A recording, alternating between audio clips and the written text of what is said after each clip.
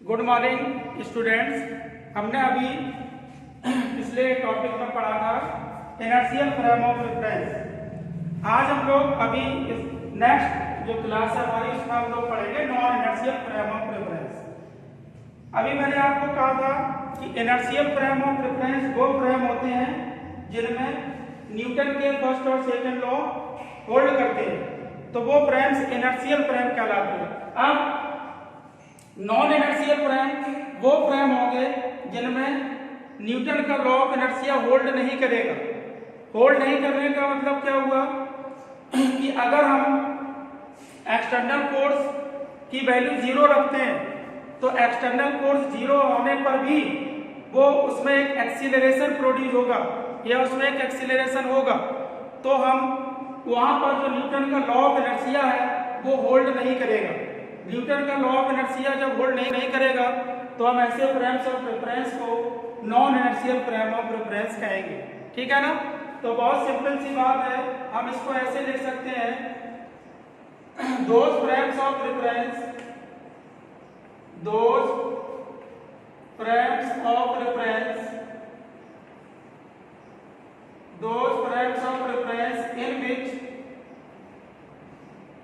in which Newton's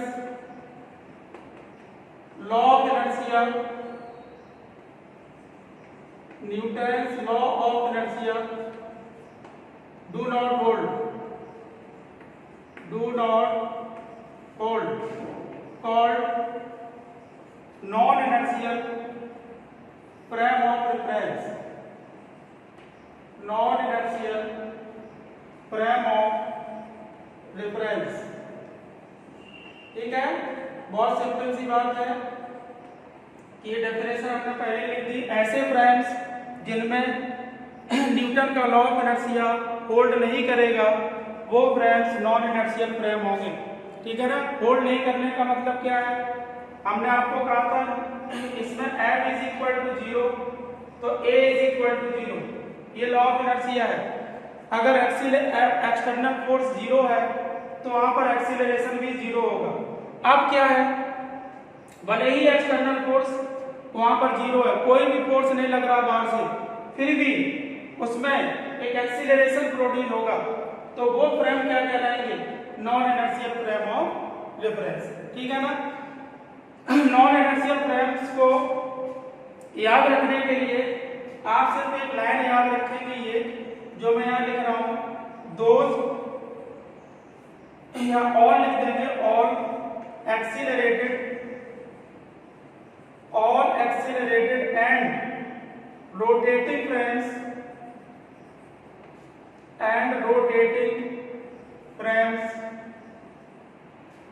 are non-inertial frames of reference। ठीक बच्चों, ये बस बात याद रखो आप, जितने भी एक्सीलरेटेड और रोटेटिंग फ्रेम्स होंगे वो सब के सब नॉन इनर्शियल फ्रेम होंगे। और accelerated and rotating frames are non inertial frames of reference. अब आप कहेंगे अर्थ के केस में अगर आए तो अर्थ कैसा फ्रेम है, तो हमारी जो ये लाइन हमने लिखी है उसके अकॉर्डिंग अर्थ एक नॉन इनर्शियल फ्रेम है।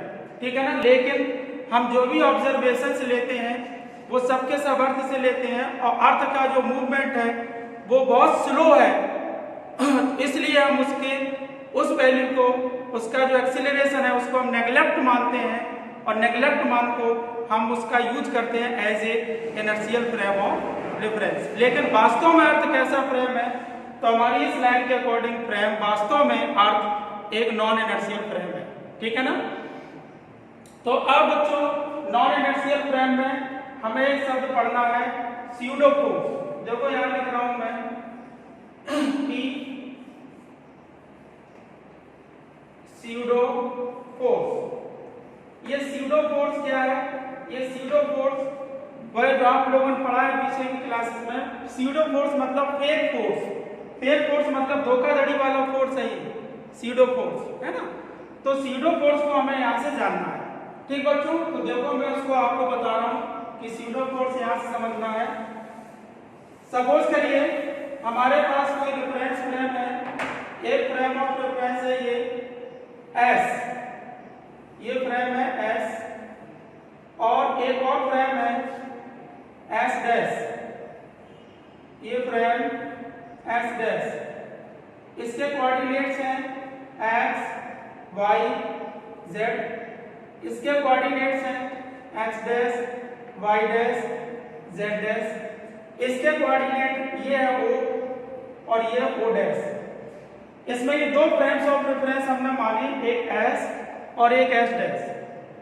जो फ्रेम एस है वो इनर्शियल है और frame S dash non inertial है। अब नॉन इनर्शियल का मतलब वो एक्सीलरेटेड भी हो सकता है और रोटेटिव भी हो सकता है, रोटेटिंग फ्रेम भी हो सकता है और एक्सीलरेटेड फ्रेम भी हो सकता है, ठीक है ना। तो अगर हम कह दें ये एक्सीलरेटेड फ्रेम है तो ये वाला जो फ्रेम है वो ए नॉट एक्सीलरेशन से, ये ए नॉट एक्सीलरेशन है और उससे एक्स डायरेक्शन में एक्सीलरेट कर रहा है। तो let us consider two frames of reference S and S dash, है ना, जिसमें से फ्रेम एस इनर्शियल है और frame S dash non inertial है। तो नॉन इनर्शियल फ्रेम है वो ए नॉट एक्सीलरेशन से एक्सीलरेटेड है, ठीक है। अब बच्चों ध्यान देना, मैं आपको स्यूडो फोर्स बता रहा हूं। आप सपोज करिए ये पी पॉइंट पर कोई एक बॉडी है जिसका मास m है, यहाँ पर एक कोई पॉइंट P है, इस पर एक बॉडी है जिसका मास m है। जब इस पॉइंट P को ये इनर्शियल फ्रेम का ऑब्जर्व करेगा और फ्रेम S डैश जो नॉन इनर्शियल फ्रेम है उसका ऑब्जर्व करेगा, तो हम उसकी स्टडी इसमें करेंगे। और सही से देखिए, मैं जो बता रहा हूं उसको बहुत ढंग से सुनिए।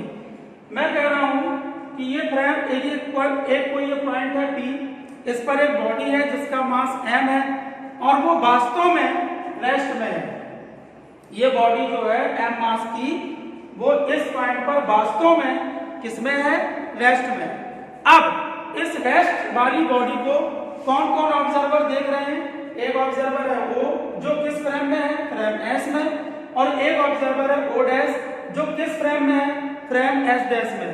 तो जब फ्रेम S का ऑब्जर्वर इस बॉडी को जो कि पॉइंट P पर इसको ऑब्जर्व करेगा तो उसको वो रेस्ट में ही ऑब्जर्व होगी, मतलब उसको वो बॉडी को रेस्ट में ही देखेगा। कौन सा ऑब्जर्वर, जो फ्रेम S में है। लेकिन जो फ्रेम S डैश का ऑब्जर्वर है वो इस बॉडी पर एक एक्सीलरेशन, यहां पर एक एक्सीलरेशन अपीयर्ड होगा इसको और वो होगा -m1। तो ये जो एक्सीलरेशन अपीयर्ड हो रहा है वो किस फ्रेम के ऑब्जर्वर को हो रहा है, तो आंसर है नॉन इनर्शियल फ्रेम के ऑब्जर्वर को हो रहा है। तो अगर इसका मास m है बॉडी का, तो यही फोर्स जो यहां पर होगा वो होगा स्यूडो फोर्स और उसकी वैल्यू होगी -m0। तो बच्चों यहां से स्यूडो फोर्स कितना निकला, -m0। फिर से समझ लो, ये वो अपीयरिंग फोर्स है जो इस फ्रेम के एक्सीलरेशन के कारण अपीयर्ड हो रहा है और इसी अपीयरिंग फोर्स को हम कहते हैं स्यूडो फोर्स या फिक्सिशियस फोर्स। ये कोई पॉइंट है P जिसमें बॉडी रेस्ट में है, इसको जब ऑब्जर्वर O जो कि फ्रेम S में है वो ऑब्जर्व करता है तो रेस्ट में ही देखता है। लेकिन जब ऑब्जर्वर O डैश जो कि फ्रेम S डैश में है वो जब इसको ऑब्जर्व करता है तो उसको उसमें कितना एक्सीलरेट होता हुआ दिखता है, तो वो -m0। तो अगर इस बॉडी का मास m है तो उस पर फोर्स कितना लगता हुआ प्रतीत होगा उसको, तो -m0। तो यही जो प्रतीत होने वाला फोर्स है, यही धोखाधड़ी वाला फोर्स है, ये कहलाता है फिक्सिशियस फोर्स या स्यूडो फोर्स और इसकी वैल्यू होगी F0 = -m0, ठीक है। तो अब हम इस स्यूडो फोर्स की यहां से डेफिनेशन लिख सकते हैं और कैसे लिखेंगे, such a force which does not really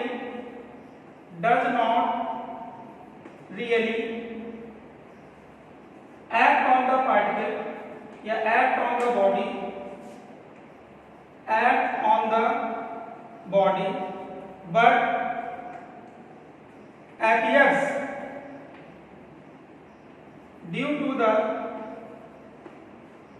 such a force which does not really act on the body but appears due to the acceleration of the frame, appears due to the acceleration of the frame, acceleration of the frame is called pseudo force, or fictitious force, or apparent force, ठीक है। तो इसमें हम इतने नाम इसको दे सकते हैं, फिर pseudo force, fictitious force और apparent force, ठीक है। अब लास्ट में आपसे कहा जाए कि pseudo force का कोई एग्जाम्पल बताओ, तो इसके एग्जाम्पल्स आप कह सकते हैं centrifugal force and Coriolis force. तो कोरोलियस फोर्स अभी आपके कोर्स में नहीं है, तो सेंट्रीफ्यूगल फोर्स आप जानते हैं, तो आप यहाँ पर कह सकते हैं centrifugal force is an example of pseudo force. Centrifugal force यहाँ पर स्यूडो फोर्स का एक अच्छा एग्जाम्पल है, ऐसे लिख सकते हैं सेंट्रीफ्यूगल फोर्स